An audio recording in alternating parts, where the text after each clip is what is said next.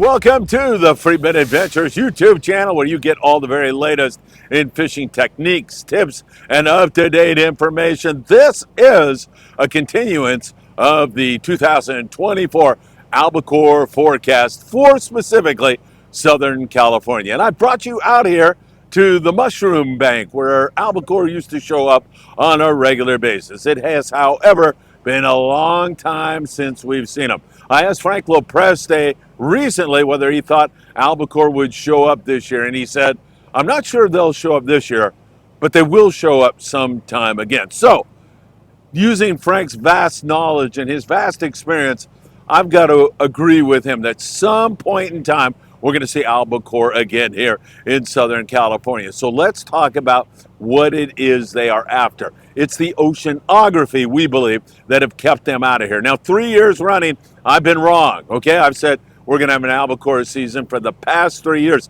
There was a lot of indicators. There was more anchovy around, the water temperatures were cooler. However, it never came together. We scratched out a few fish here and there, but we never got to the point where we had what we would call a legit Albacore bite. One or two fish. I don't count that as my prediction being correct. I was wrong for 3 years running. However, this year is different. And I turned to Rambo, and that is Jim Hughes, captain of the Cortez, who on a recent trip when I was out with him told me this is a whole different year. In fact, he described it as a weird year. He said, we haven't had water this cold for about 8 years. 8 years since we've seen water this cold. Now, let's make it clear. Albacore, unlike yellowfin tuna, Albacore prefer that cooler water. In fact, I was up in the wheelhouse of the Searcher back in the late 70s, and I was a deckhand just first getting on board the Searcher, and I specifically remember Frank Lopreste pointing at the gauge on board the Searcher and saying 63.5 degree water. Man, that's perfect. That's what we're after. So that Albacore will bite sometimes in the high 50 degree water and right on up to 70 degrees, but that 63, 64, 65 degree water is exactly what we are looking for, and we have high hopes that's what's going to happen. Now, it's mid-May out here on the Mushroom Bank when we're taking a look at this, and the water right now, 61 to 63.5 degrees right now as we're looking around. We have not seen any evidence of anchovy, and talking to my bait boat sources up and down the coast, they have not reported any big schools of anchovies or any extraordinary catches. We have seen it up in Monterey, however. Up in Monterey Bay, California, they've been catching anchovy, and not only anchovy, but those big ones, really big, beautiful chovy. And if we get a little bit more of an influx of that here in Southern California, I think that will help us a lot in terms of achieving our goal of an Albacore season. Right now, the La Niña is taking hold. We're coming out of an El Nino, warm water, into a La Niña, much warmer water, or La Niña, much cooler water, pardon me.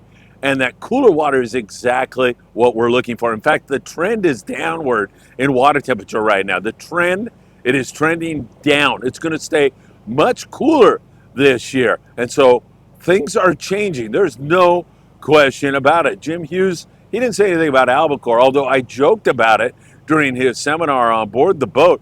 He said, it's the coolest water we've seen in 8 years. And I said, Albacore, Jim? And he said, yeah. Now, I don't know if he was just messing with me or he was legit about that, but it does seem like we're headed toward that kind of year. It's a beautiful day out here on the Butterfly Bank, but it's been cold and a little bit breezy, you know, typical offshore Albacore weather, where you leave the beach, it's sunny and warm, and you get offshore, and it's freaking freezing.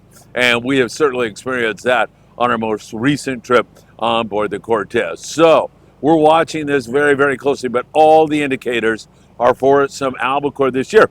And I know our bluefin tuna bite has been kind of squirrely this year. Bluefin and Albacore can coexist just fine together. They can live together and flourish together and put up with each other so they can inhabit the same kind of oceanography. So I don't know that that's any kind of an indicator. However, there is something different about this year. The volume of bluefin tuna is less. The bite frequency has been erratic at best. So it's been very, very different from the previous, say, 7 or 8 years when we could bank on that bluefin just biting and biting and biting. And if it wasn't biting, we were seeing it. This year, there are times where we just don't see it. It's missing in action, MIA. All right, there's your little albacore forecast. We'll hone it down. If I had to pick a time, as I'm looking at things right now, boy, I don't know. Father's Day looks good to me. Father's Day looks like it could be a possibility. It's a little early, in the old days when we didn't have the technology we had now. July 4th would roll along and we put the jigs out in the water somewhere like this, the Mushroom Bank or somewhere offshore, and we'd hope for a jig strike and we'd be off to the races. So trending highly toward La Nina, trending downward in our water temperatures. That's the oceanography Albacore like, and that's why we are very, very high on this year being the year that the longfins return to Southern California. All right, there's your mid-May Albacore update.